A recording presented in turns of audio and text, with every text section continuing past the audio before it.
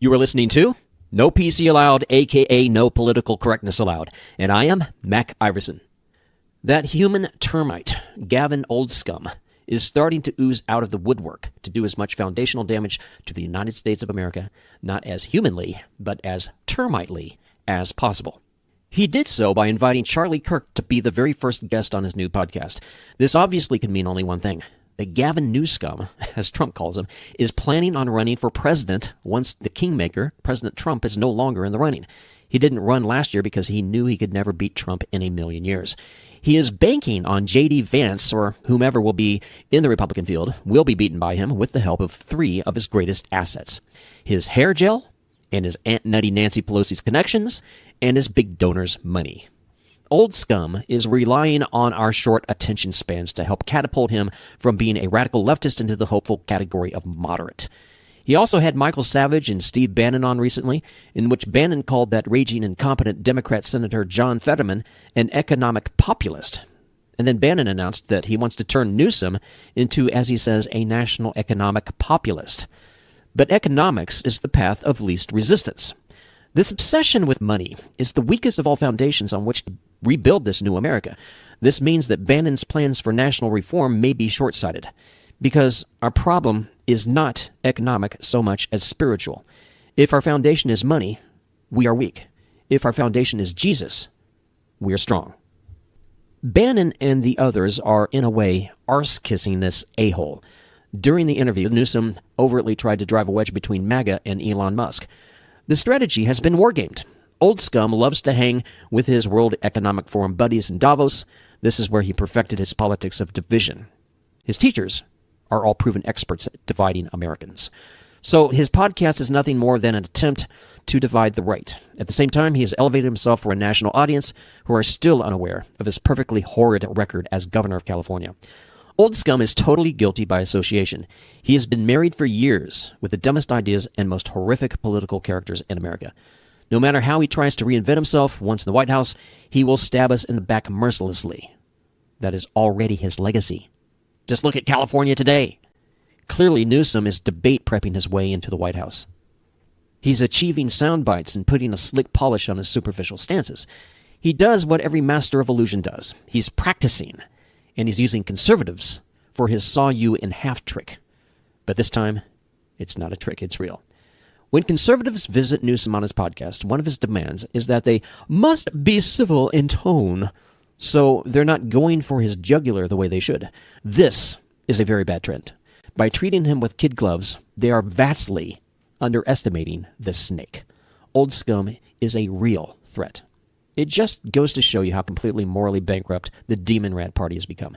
If he ends up becoming the very best that wretched party can come up with in 2028, then the Republicans should have it made, probably for a decade or more. By the way, I call him Old-scum instead of Trump's moniker for him of New-scum simply because he offers nothing new. All he does is copy and paste corrupt practices from the turd world and drag them to California. Charlie Kirk and Newsom are diametrically opposed in many ways. This is how Kirk got started. When he was about 18, 19 years old, Charlie would show up at University of Wisconsin-Madison with a card table and a sign that said, "Debate me." He had a list of topics on his table, and he would film it too. Gavin, again, is Nutty Nancy Pelosi's nephew. Enough said. During the show with Charlie Kirk, Old-scum engaged in his usual elitist brat tactics of obfuscation and deflection away from Kirk's deadly cornering closes, including one of Old-scum's favorite dodges, which is arguing fallacies from false authority. Typically, how he operated during this interview, and he does this all the time, he, being the self-proclaimed expert, refers to some specific chapter and verse of a law which no one knows anything about because the law is based on BS anyway, and normal people don't want to waste their precious time studying any of this. It's a common tactic with bullies whose only purpose in using it is to show the other side as being stupid or, at the very least, ill-informed. Imagine Newsom trying to do that with Kirk. However, if you look up the actual chapter and verse of the law he refers to, which no one does, not even the media, especially not the media, you will discover that Old-scum is lying. Charlie Kirk is very much a cut-to-the-chase kind of guy who is only interested in the truth and looking at the overall big-picture ramifications of what the law actually says and does. Old-scum is only concerned with gaining power, and really nothing else, or not too much else. He is purely a political animal, just like his evil twin, Justin Trudeau. His purpose for having Kirk on his show was twofold. Number one, many of his hair gel fans will start to see him not as the radical libtard that he is, rather as a more moderate dummy rat. They really will. That's how convincing his awesome hair product is. And number two, Old-scum is essentially asking Charlie Kirk for advice on how to run for president in 2028. That is a pure Machiavellian maneuver for this poser-in-chief. For those two transparent reasons alone, he is not to be trusted at all, obviously. The Democrat Party needs people of character to lead it, not a cartoon character. Otherwise, it will continue to chase its own demon rat tail, spinning round and round in circles, forever spiraling down into the nether regions. Old-scum is easy to figure out. All you have to do is look at his long, decrepit, and disgusting record. Again, we need people of character to lead us, not shallow narcissists. It is impossible to trust this greased-back, slippery snake. Newsom appeared to concede two things. Number one, he said the Democrats, are getting clobbered. Number two, he flattered Kirk, saying, "You figured something out." That is totally insincere. Both statements are actually false if you think about it. The deep state will never get permanently clobbered because the winners of the world will not allow it. They will always use their privileged leverage to get more or less whatever they want out of life. And when Newsom says that Kirk has figured something out, he is thinking in terms of something purely strategical, as if politics, as an art, is all that matters. But strategy has always been the Democrats' forte, so they are only one heartbeat away from conservatives tactics-wise. His comments show how notoriously and infamously shallow and Machiavellian Old-scum really is. Newsom wanted to talk shop on how to compete with Kirk, but only what tricks he could learn. Because a guy this corrupt has no desire to learn what is true, beautiful, and good. He only wants to learn what it takes for him to get ahead by hook or crook. The most viral part of the interview, Newsom mentioned he, quote, does not like talking down to those in vulnerable communities. Well, here's why. Trans is a prefabricated fake minority community, and he needs these voters permanently down and out as a source for his power. If it weren't for transhumanism, which is forcing humanity to evolve past perceived limitations using technology, then this entire transsexual farce would have gone absolutely nowhere. Think about this. The trans-industrial complex has been targeting innocent children, toddlers, newborns almost, into becoming trans. Why is there this massive systemized child abuse? Why are they trying to normalize child molestation, child endangerment, child annoyance? It's because big money is behind it all.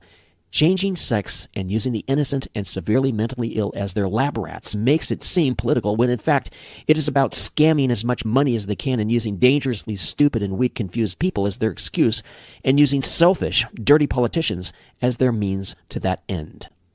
Never mind the trans-industrial complex are the very ones who insisted that these perfectly normal, healthy, beautiful children of God were stuck in the wrong bodies. That's called shoving mental illness into young children's heads. And if that isn't never-ending, nightmarishly horrific enough, they even tossed around their authority and, air quotes, "we're the experts" credentials like sick and twisted frisbees, zooming to and fro like bats out of hell. They even insisted these trans-abused kids would kill themselves if they weren't encouraged to go and flip full trans. This is the same thing Old-scum loves to do, and he does it with panache. He abuses his appeals to authority. We have college educations and PhDs, therefore we know better than little old you. What a glorious contrast from down-to-earth Charlie Kirk, a college dropout, who should be the poster boy for everyone to drop out of woke colleges. I've heard naive, middle-of-the-roaders say that Gavin's tossing conservatives a bone on the microcosm of fairness in girls' sports is a good sign because it means the Democrat Party is already starting to moderate. What these fools fail to realize is that Old-scum is the worst possible representative for genuine change of any kind. That's why I call him Old-scum. He is completely insincere. His shallow persona perfectly matches his shallow appearance. He is vain like a woman. That appears to be his main driving character trait. Talking about women's sports. Who cares? I mean it. Who cares? Women's sports does not represent the best that humanity has to offer in competition. That is a man's game. I won't even watch girls' sports because I don't want to be bored. By the way, how did this totalitarian in its scope massive trans issue get narrowed down to such an infinitesimally tiny subgrouping as girls' sports? This is much larger than anyone on the conservative side is even contemplating, it seems. Can we get real here for a moment? How about falling in love with a hot chick who a few years ago was a hairy, bearded dude? Does that vomit-inducing image make this topic real enough for you? Does that jolt you out of your "it's not fair to girls' sports" tunnel-visioned trivial pursuit? Then listen on. But consider this. The only thing that changed Old-scum's mind on boys and girls sports was Trump's victory. This was no slow evolution. It was wham bam, thank you, Uncle Sam. His lightning-fast decision was pure gutter politicking to try to convince low IQ, middle-of-the-roaders that Old-scum ain't so bad after all. But old Gavin is damaged goods. His reputation has been completely destroyed by not conservatives. It's been dragged through the muck and mire by himself. He is fully to blame for the condition he finds himself in, and he cannot recover.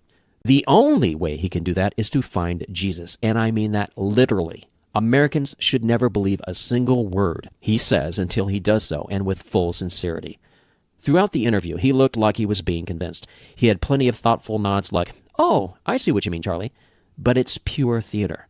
Remember who this lying sack of crap really is. He's Nutty Nancy Pelosi's nephew. He inherited 4 things from her. Number 1, her political connections. Number 2, her political Machiavellian bag of tricks. Number 3, her sociopathologies, which includes her burning narcissism. And number 4, her low IQ. This should be obvious to everyone because for years now, Newsom has been the leader of this hyper-emotionalism. You cannot be smart and think with emotions. Kirk said, and I quote, "Liberals view the world as oppressor versus oppressed, and the most oppressed wins." I disagree with Charlie here. That makes liberalism sound somewhat decent and sincere, but this is just another profound lie. The most oppressed never wins in the zombie world of wacky wokeness. The entire point of woke and why it has completely failed is because the biggest loser must continue to lose. Otherwise, the power-mad elites lose their need to even exist. Do you think they have young kids' best interests at heart when they destroy their bodies, minds, and souls with this trans crapola? How are the most oppressed winning in that situation? Kirk also said conservatives view life in terms of what is right and just, and the best idea wins. This is highly romantic, of course, but I have to admit I love hearing it. Another interesting quote from Kirk. Woke equals calling something unjust until you control it. Newsom told numerous bold-faced lies, too many to mention here. Near the end he said, and I quote, "Homeless tents are unacceptable." No wonder he's so morally compromised. Listen to that lie again. He said, homeless tents are unacceptable. Have you been to California? Any urban center of even small cities are pretty darn full of homeless tents. This bold-faced lack of integrity lie bleeds into everything else that he says and does. How could it possibly be otherwise? He also used the words transparency and accountability, but he has neither. Those are 2 of conservatives' favorite words being grossly abused by Old-scum. Kirk made him look stupid when he tried to equate banning kiddie porn in school libraries with book burning, and Old-scum immediately backed down. Did you notice that if you saw it? Kirk made him look silly and effeminate, even more than he really is. On this topic, over and over, Newsom kept coming back saying the Bible has some graphic sexual imagery in the Song of Solomon. Just a really stupid observation. The Bible is holy. There's nothing holy about graphic kiddie porn for children. He also admitted, quote, the Democrat Party brand has been crushed. But listen to me carefully. If Old-scum confesses it, that almost automatically makes it untrue. It's a lie. The Democrat brand can be remade in an instant. All that's needed is a persuasive uniter to unite them. That should be fairly easy. Most of them are dumb lemmings anyway. And their party platform is so evil and so self-damaging. That makes changing everything very easy, on the surface at least. Old-scum used the word appreciate probably close to 100 times in this interview. This is an arse-kissing term, a very effeminate beta male expression, custom-made for Old-scum. He also said, and I quote, objective truth, the right dominates social media. So he knows it, but he won't change. If he does, it won't matter because he has no moral anchor. He believes in little besides himself. My and Charlie Kirk's conclusion is, Gavin Old-scum is totally insincere. He wants power only. Action step, first and foremost. Know what this cartoon character is. He is a user of people, and he's not that good at it, which just means that he has to pick on the weakest, stupidest voters for him to represent, because that's where the quick, easy power is. The Trump train is starting to save Americans from his type. He would have a very bright political future if he were to pack up for a piss hole like Venezuela. Let's hope he moves there ASAP. You've been listening to No PC Allowed. I am Mac Iverson. We will meet again next week and every week.